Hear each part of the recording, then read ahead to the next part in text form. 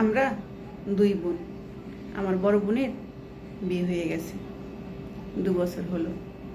আমি ক্লাস 10-এ পড়ি। আমার বোনের বিয়ের 1 বছর পর বাবু পেটে আসে। আমার বোন কনসেপ্ট করে।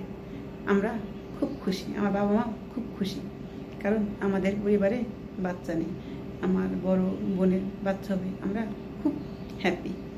দিন গুনছিলাম কবে বাবুটা পৃথিবীতে আসবে, আমি তাকে একটু আদর করব, কোলে নেব, কত দুষ্টামি করব তার সাথে। কারণ আমার বাচ্চা খুব ভালো লাগে, কারণ ছোটোর থেকেই বাচ্চা দেখিনি। আমাদের ফ্যামিলিতেও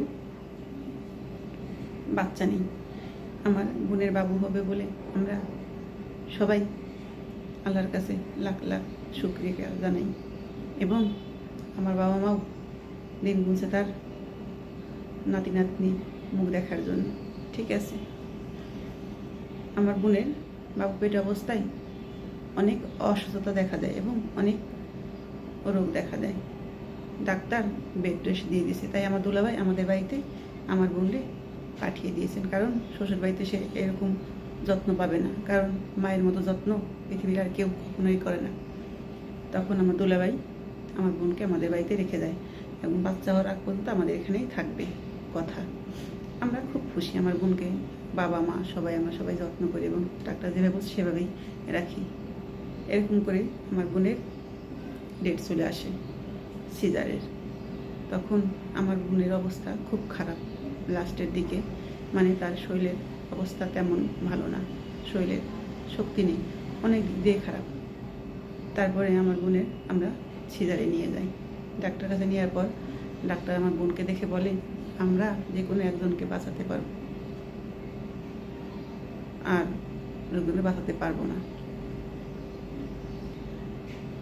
তখন আমাদের পৃথিবীটা অন্ধকারে আসছিল, আমাদের সুখের সংসারটা এলোমেলো হয়ে যাচ্ছিল, আমাদের স্বপ্নগুলো ভেঙে চুরমার হয়ে যাচ্ছিল।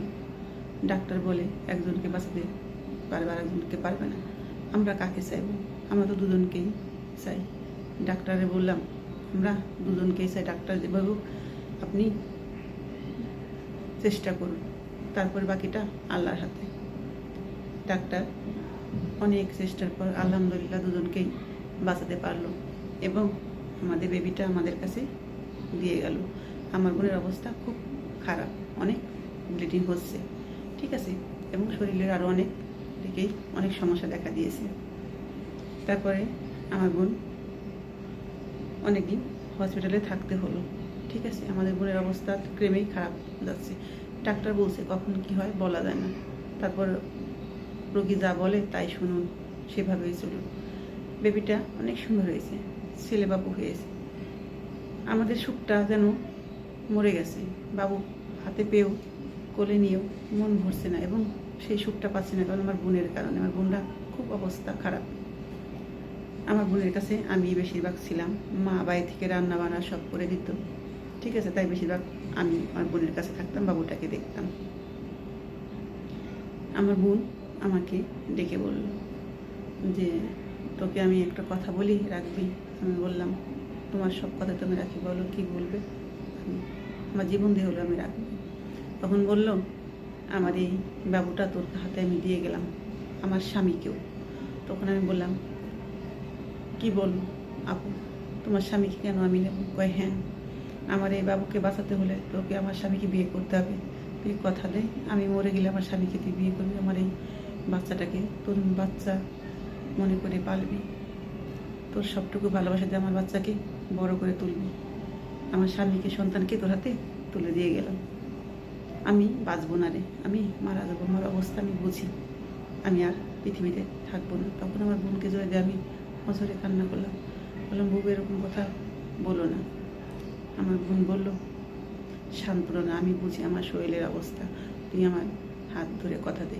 এদিকে আমার অন্য জায়গায় একটা ছেলের সাথে বিয়ে ঠিক হয়ে আছে, আমার এসএসসি পাস করার পর তারা আমাকে তুলে নিয়ে যাবে, ঠিক আছে। ছেলেটার সাথে মাঝে মধ্যে কথাও হতো, ভালো একটা সম্পর্ক হয়ে গেছে তার সাথে। তখন আমার বোন বললো যে তোর যার সাথে বিয়ে ঠিক হয়ে আছে তুই এই বিয়ে ভেঙে দিবি, এর সাথে তোর বিয়ে হবে না, তোর বিয়ে হবে আমার স্বামীর সাথে। আমার স্বামীকে তুই তোর করে নিবি।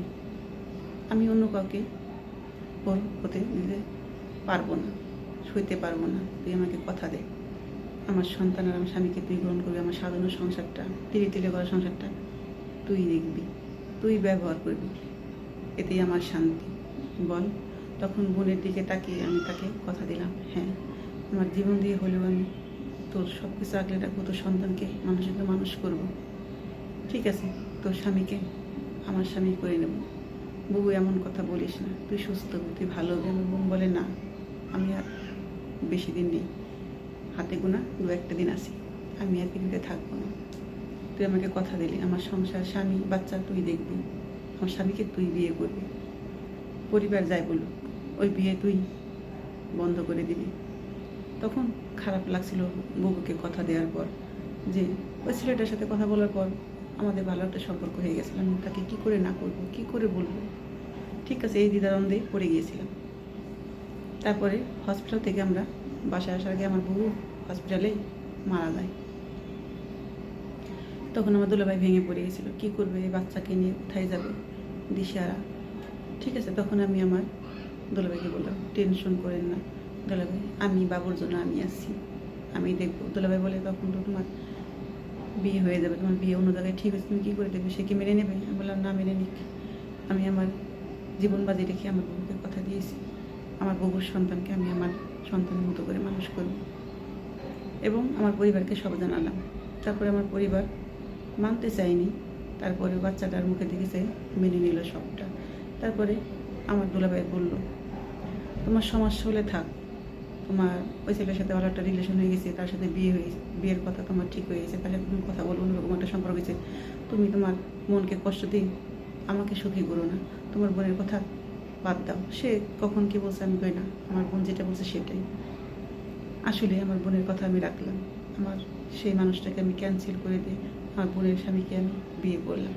তাকে বলেছিলাম, আপনি আমার সাথে জোর খাটাবেন না, যখন আমার ইচ্ছা হবে আমি আপনার কাছে এমনিতে ধরা দেবো, তার আগে না, কথা দিতে হবে। আপনি জোর করে আমার কাছে বইয়ের অধিকার চাইবেন না। আমার দুলাভাই সবটা মেনে নিল, হ্যাঁ, তুমি যদি নিজেকে তৈরি করতে পারবে, আমাকে মেনে নিতে পারবে, তখনই আমি তোমার কাছে যাবো, তার আগে না। ঠিক আছে, এভাবেই অনেক সংসারেই এরকম হয়। মেয়ে বোনরা বোনের জন্য জীবন দিতেও প্রস্তুত, সব ছাড়তেও প্রস্তুত, এটাকে বলে ভালোবাসা। শেষে তার সাথে আমার সুখের সংসারটা শুরু হয়ে গেল। আমি আর ভেবে নিলাম না, আমার বোনের বাচ্চাকে নিজের বাচ্চা বলে জীবনটা উজাড় করে তাকেই বড় করলাম। আর কোনো বাচ্চার শখ নেই আমার, আমার বোনের বাচ্চাই আমার সব কিছু।